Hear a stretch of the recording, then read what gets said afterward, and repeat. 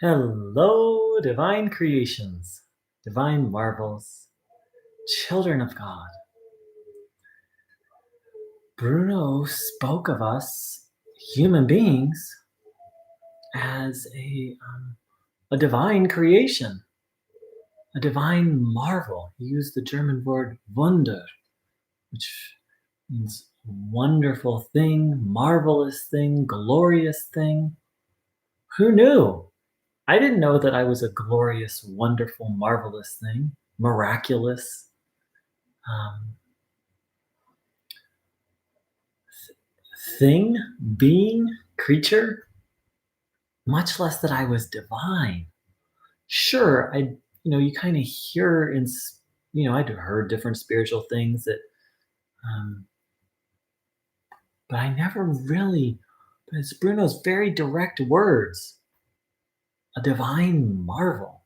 The German word Wunder can mean different things, but in essence, an amazing, miraculous, divine, sacred being that each one of us is that every person is that, and ultimately every living thing in this planet we live on, much less all of creation. I had no idea. So, welcome, all you divine miracles. Thank you so much for joining in. Hello, forever loving everything. Hello from California, right all the way over to Austria. Thank you for joining in. So, let's take in some divine energy. Let's align ourselves. It's one of the meanings of the word einstellen, the verb that Bruno Groeniing used to describe connecting to God. It's very simple. Please sit with your legs uncrossed, feet flat on the floor, hands on your legs, palms facing upwards, back not stiff, but not slouched, a comfortable upright position. And when you're ready, please close your eyes and think of something that makes you joyful.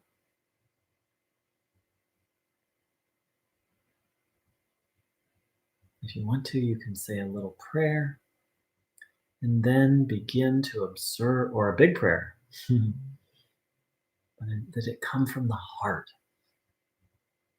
And then observe your body, having the will, the intention to receive healing, life, divine energy.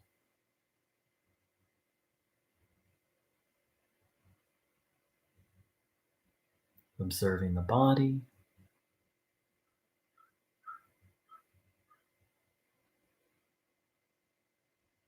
taking in the good,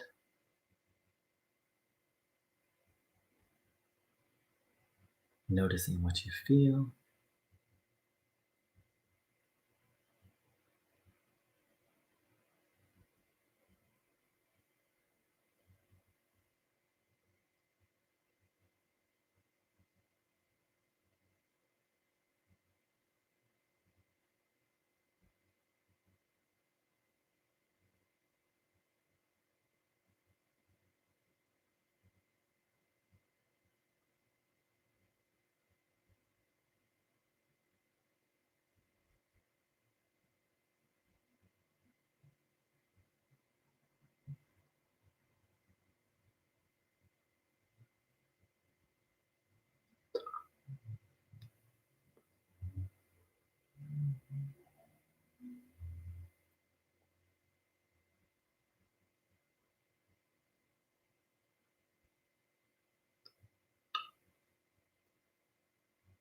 Really observing the body, really taking this energy in.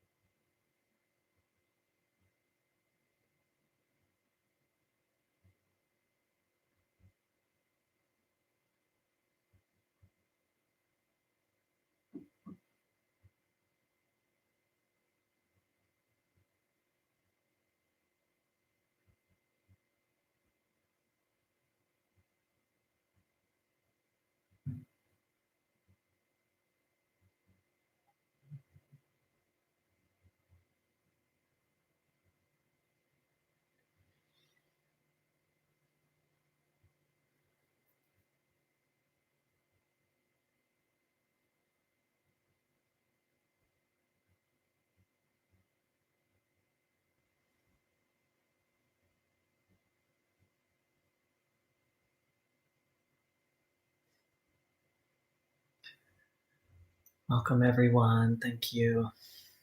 It's funny, as I was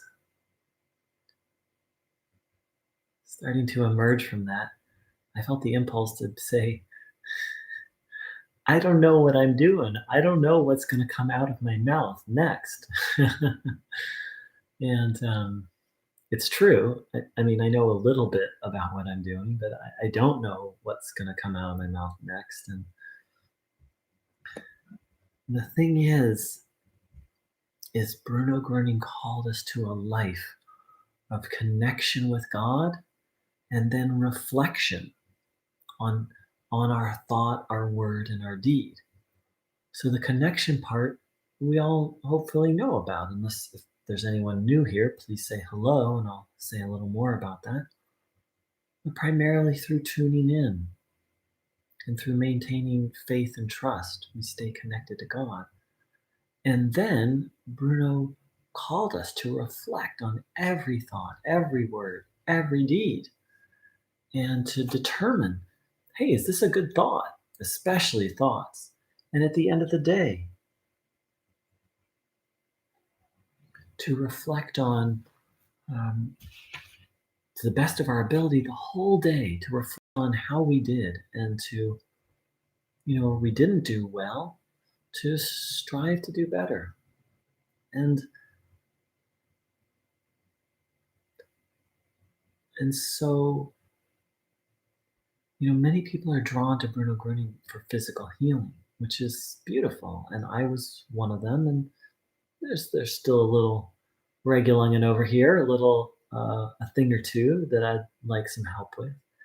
And Bruno said that physical healing was only 10% of his work. And what I've been realizing is that the other 90% is more what I would call awakening, or Bruno spoke of being fully redeemed, um, making it out of the circle of what he called birth and death, and also living a divine inspired life while we're here on this earth, a guided life. And that's kind of the formula. Well, not the formula, but the essence of it is be connected to God, do your best, and then at night before going to bed, reflect on and the things that didn't go well, decide to do better. Now it sounds like a cliche, but it actually isn't, and here's why. So I used to go to this event, and there's this person there that I just didn't really like, and had a couple interactions that didn't feel good. Nothing bad, but so I would see this person every week, and I didn't realize it, but every time I saw him, I had a judgment. I had a judgmental thought, and it was doing the daily review at night that I became aware. As I reviewed my day, Bruno says to let it pass before your mind's eye. I was like, whoa, I judged him. Like, oh, that didn't feel good. And it was a once a week thing. And so then next week, as I reviewed my day, it was like, oh, I judged him again. Then next week, as I'm reviewing my day, oh, God, yeah, I judged him again. I got to stop that. And so I was like, oh, I've got to do better. And so now, if I'm going to go to this event for a couple of weeks, I was like, okay, I'm going to see this person. So I really want to keep in mind that this person's a child of God. I need to do some forgiveness, but it's through reflecting on myself and my thoughts and my actions that I realized this, and then was able to create a change. And so if we're not aware of something, we can't change it. And that's why Bruno called us to reflect on our thoughts and our words and our deeds. Let's see if I can find that quote of his. Here it is. Consider every word and every sentence that you speak and every thought that you take in, whether it is worthy to be taken up. And consider everything quite carefully, whether you have acted properly. Call yourself to order, meaning to God. Censure. In my understanding, the word censure means to deeply review. And so, through this process of connecting to God and then reviewing and reflecting on ourselves, we can fine tune the places where we disconnect from God. And then we can fine tune the places where we're stuck in habit. I was judging this guy from habit, and then I wasn't even aware of it. I've probably been doing it, I probably was doing it for a year, once a week for a year, and not even aware of it.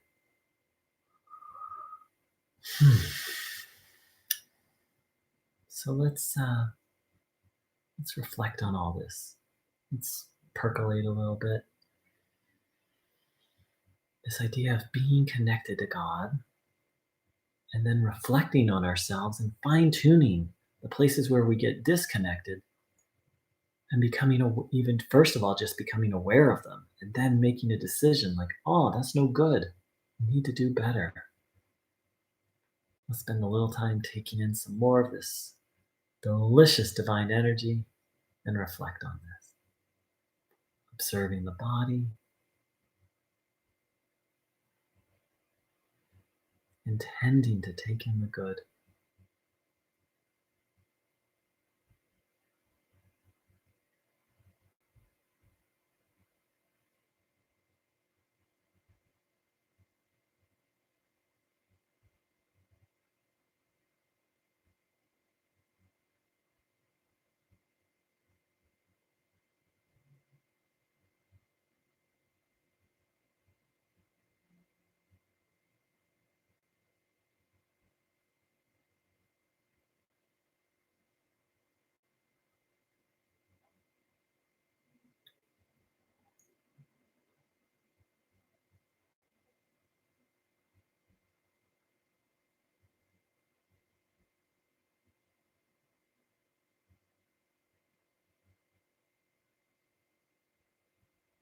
Noticing what you feel.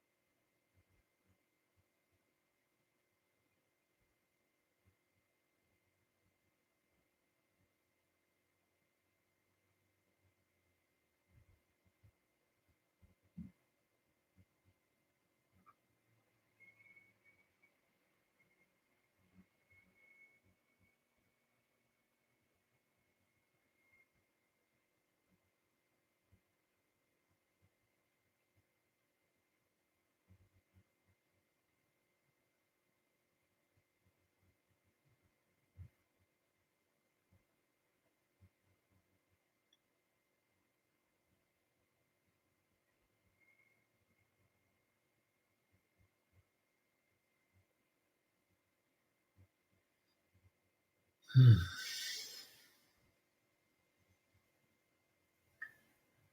So I'm really excited about um, this piece I'm going to read from. This is from the book Powers of the Spirit, page 111. I hadn't even noticed. And most people don't know this, but Bruno Groeniing actually had two children with his first wife. And it's, in sharing about them, he shares some amazing, amazing spiritual truths. So again, this is page 111 from Powers of the Spirit.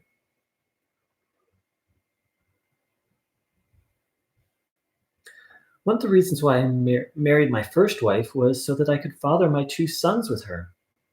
In the moments when they were conceived, I was a human being just like all of you. For this is also something that God wills. My two sons were my closest friends and fellow workers from the spiritual world. Free from all earthly attachments, they were under no compulsion to be reincarnated, but they had the deep wish in their hearts to live a few years with me on this earth, and they received God's permission to be born as my physical children.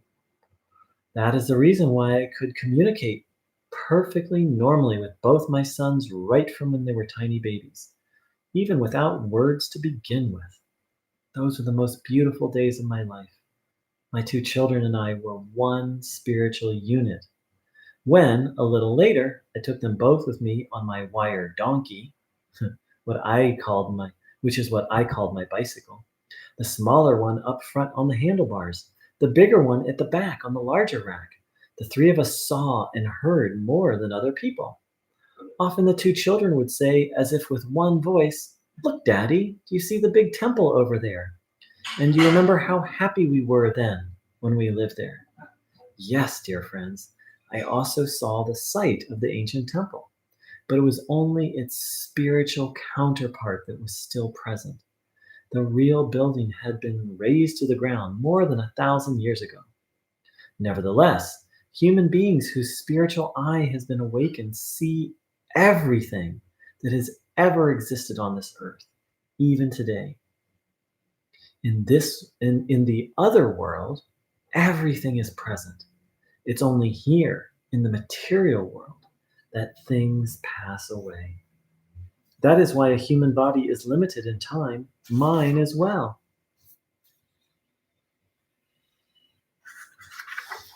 Wow. So,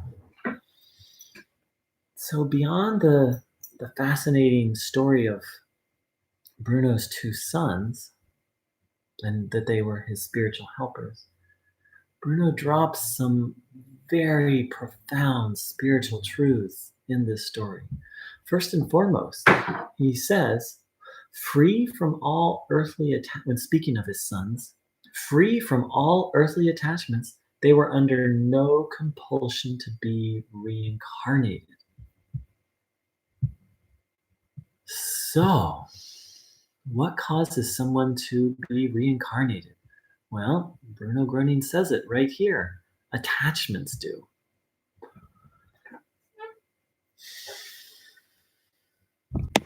And he's not, of course, he's not the only one to have said that. It's a very, it's a very common spiritual teaching. It's the essence of the Buddhist teaching, and it um, shows up very strongly in many, many, many other traditions. Buddhism straightforward says attachment, that's what keeps the whole cycle going. And you find something similar in Hindu mysticism and Taoist, and to some extent, even Christian mysticism. That what binds us is attachment. And so what liberates us is becoming attached only to God.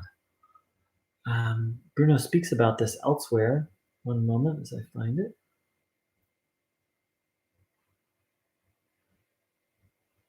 Mhm. Bruno said, only a human being who withstands all temptations in daily life and does not allow himself to be brought out of the divine peace by anything, absolutely anything, can release himself from all attachments and is only then truly redeemed. So, first of all, let's sit with this. And that was from Powers of the Spirit, page. That was page 251. That there's many parts of the spiritual journey, but if I'm understanding Bruno Groening correctly, the fundamental or the ultimate goal is to be free of all attachments. So let's spend a little time and contemplate this. Taking in the good energy, observing the body, attaching ourselves to God.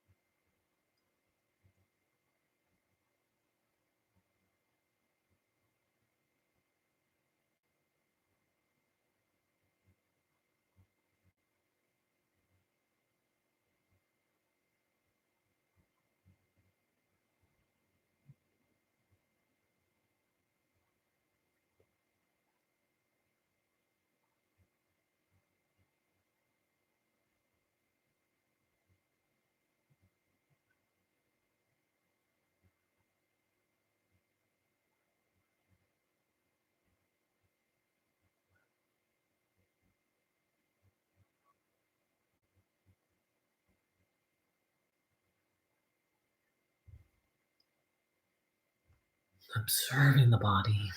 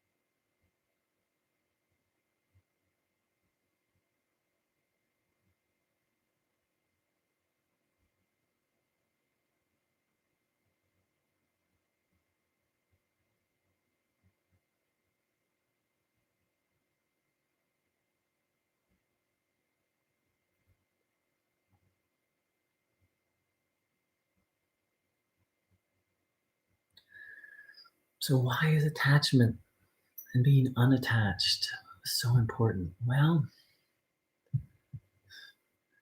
on a very simple level, I just experienced this the other day. I'm involved in a creative project that has the possibility to go big and make a lot of money and help a lot of people. It's very exciting.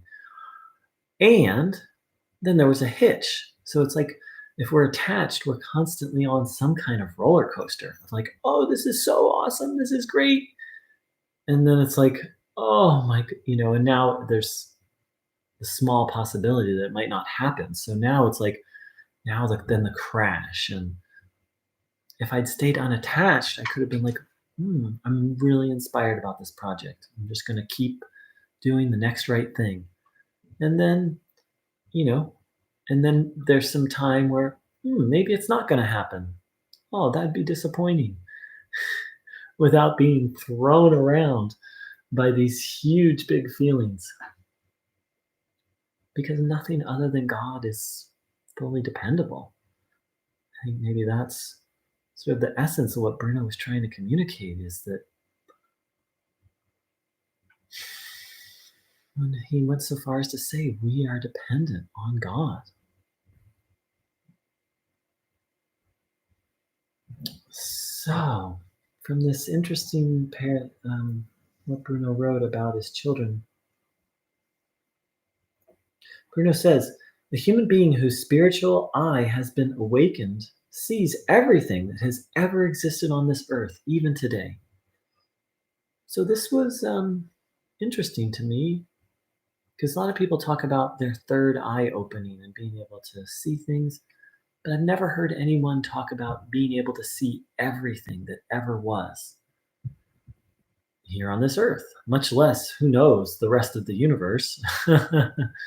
but um, but by Bruno Groening's definition, if your eye, he doesn't say fully awakened here. He just says whose spiritual eye has been awakened. So I'm assuming he means fully opened or fully awakened, sees everything.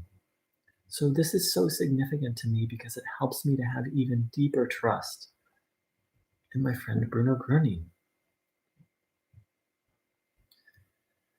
People often said that he would look at them and it was as if he knew everything.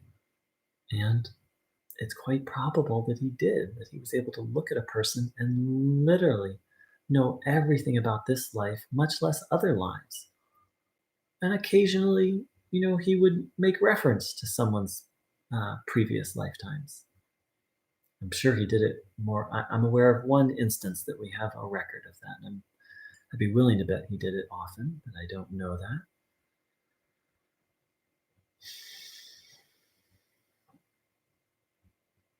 So Bruno Groening described himself as a nurse, that God was the doctor and he just passed along the medicine. And he also said that, he saw more and knew more than the average person because he had to be aware of who this medicine could be passed along to and who not. So it just helps me deepen my trust in Bruno as a very skilled nurse. Of course, I think of him as more than a nurse, yet he didn't. He once said something to the effect, I only pass it along the way it's given to me. Meaning God would give him the healing energy or directions and he would just do it.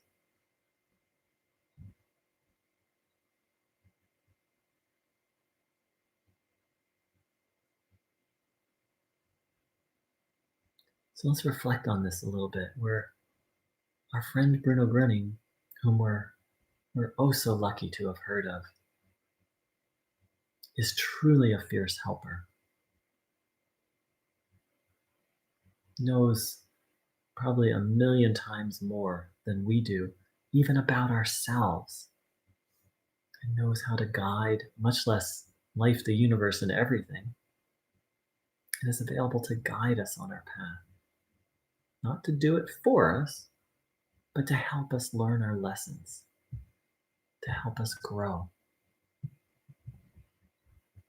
Spend a little time reflecting on that.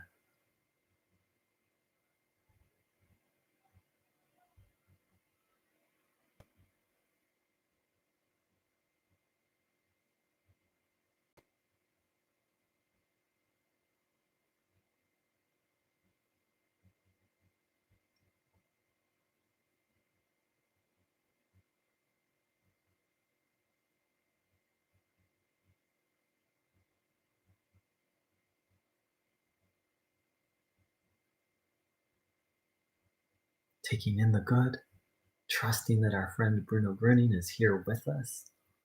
And when I say here, I don't just mean physically in the room with me, but I mean in the room with each one of us.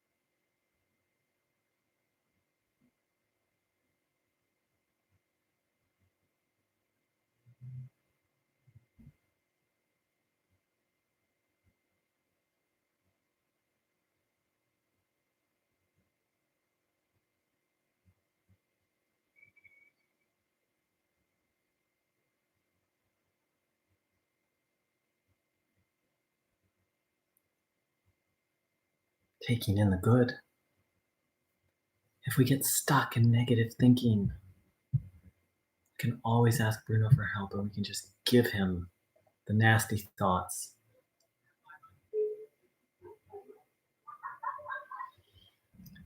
So, the next thing that Bruno said in this section that I found so fascinating,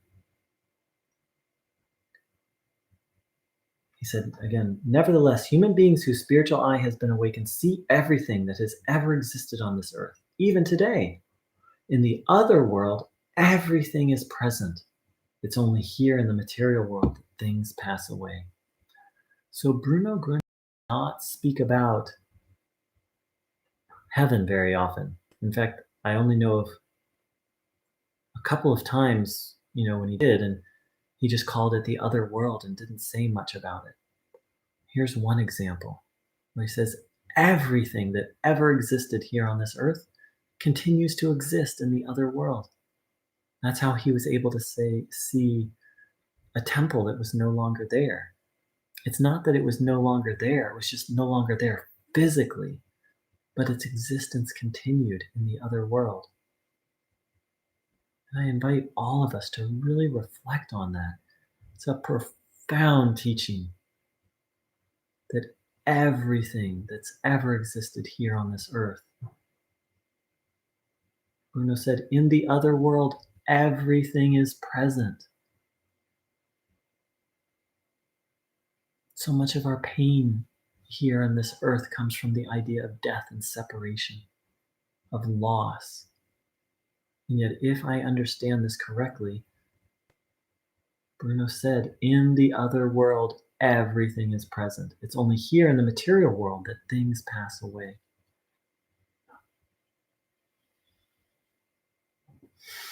And isn't that what most people find so joyful about the thought of heaven, is seeing relatives, of long lost friends, like the biggest reunion ever. And according to Bruno Groening, it's not just people, it's places and things and temples, and who can even fathom? Let's see if I can find the one other time Bruno spoke of that I'm aware of. Well, I'll just have to do it from memory. Let's see.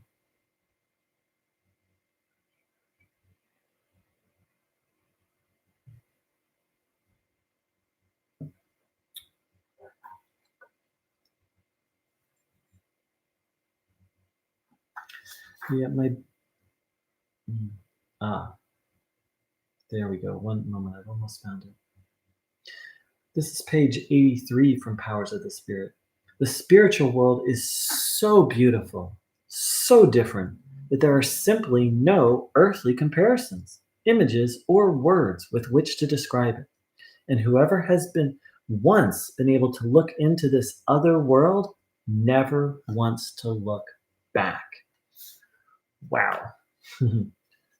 So, according to Bruno Groeniing, this other world is so beautiful that if we have just one taste of it, we'll never want to look away from it. And Bruno once said, and I'll have to paraphrase it, you cannot readily imagine how much good God has in store for you, that it's literally incomprehensible, literally can't fathom it. It's bigger than big.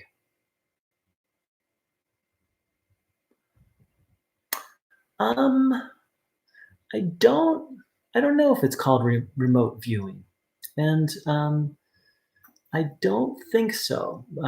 It might be someone wrote this teaching is called remote viewing. So from what we read, what Bruno was talking about was when someone is able to see everything, and so I see them as related, and I don't believe it's the same thing. I think it's something that's related. That's just my view. Find out for yourself. Yeah, you can check and find out for yourself. So, the other world where everything that ever was continues to exist. The other world that's so beautiful that once we've seen it, we would never want to look back.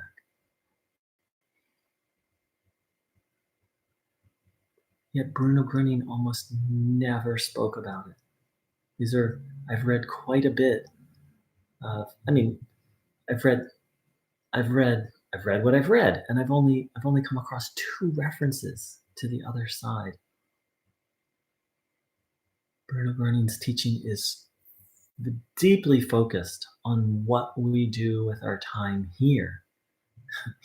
He went so far as to call people to be aware, hey, you're a soul in a body on this earth, to really know who and what they are and where they are. And it can be well, and then of course Bruno referred to it as home when he spoke of him going there, of himself, that he was going home. So we can draw comfort.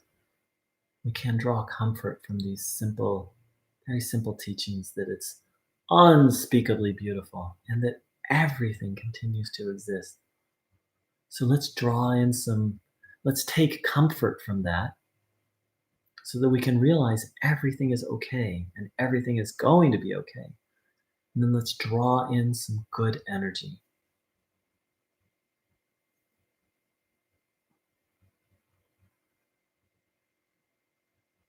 to give us fuel to live this life well and to do our spiritual work.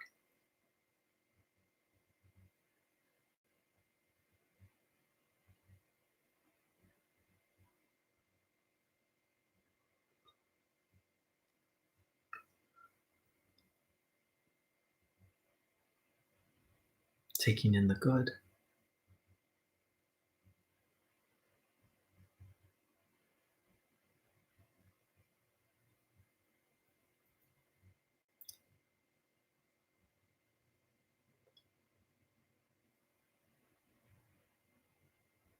observing the body,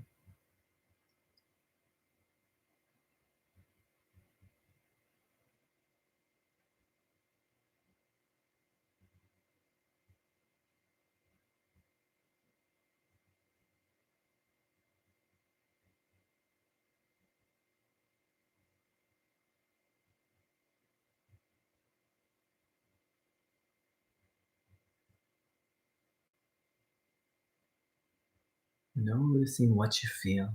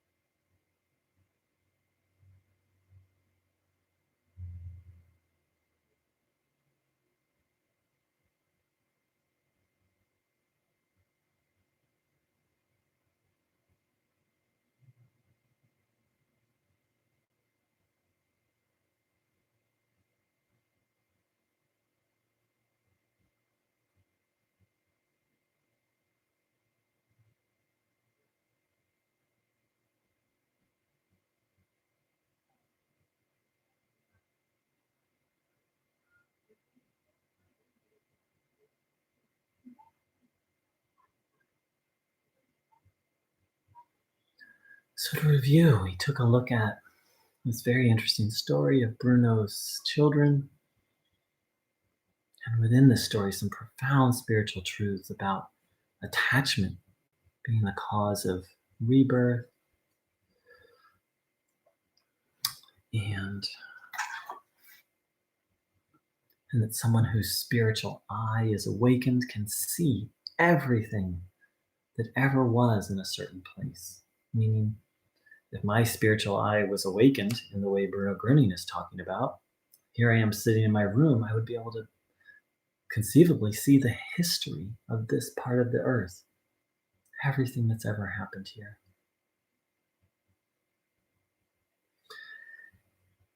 And the idea that everything that's ever existed continues to exist in the spiritual realm, as Bruno called it, the spiritual realm, the other world, the other side. And how interesting it is that Bruno spoke of it next to not at all. Yet these few instances, it's undescribably beautiful. Hmm.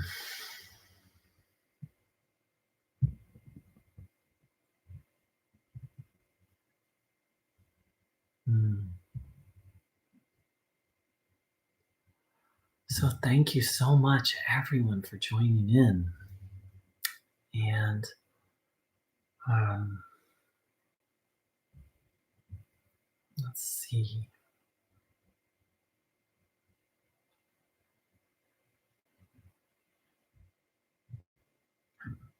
Hmm, the timing is perfect. Someone's just coming to my house to do some work, so there's about to be some noise. So let's tune in for a minute and let's come to some closure, observing the body, taking in this good, asking that we be filled up. And that's the other thing, what we started with, being connected to God.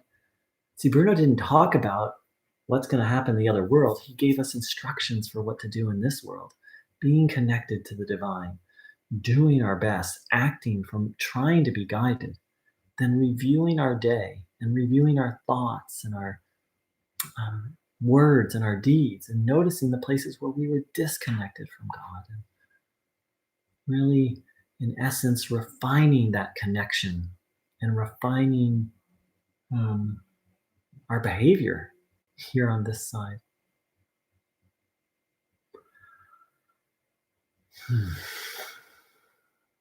So good. Now that I feel like I've summarized, let's take a minute, fill ourselves up, and ask that this energy go to all those in need, that it wrap around the earth.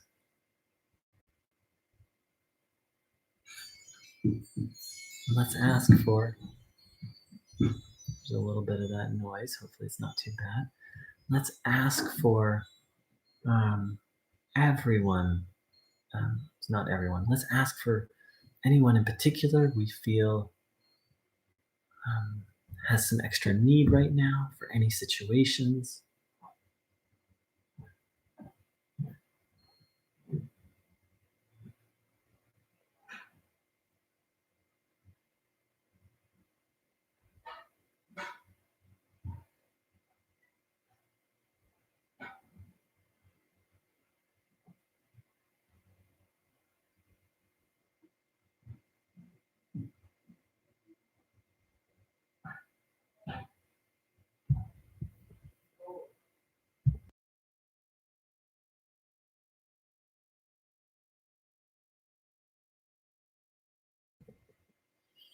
Thank you so much, everyone, for joining in.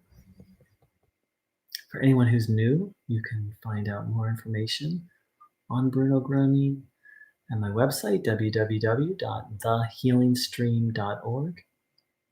I do these gatherings regularly here on YouTube. You're welcome to come back and see when the next one is. And I believe if you subscribe, it sends you updates. Thank you so much. divine creations, divine marvels. Here we all are, divine creations on this journey. A journey with so many twists and turns, and yet it seems, based on Bruno Groening's teachings, and it's very similar with other teachings, that one of, if not the primary lesson, is attaching, aligning ourselves with God. Thanks so much. Take care. Much love.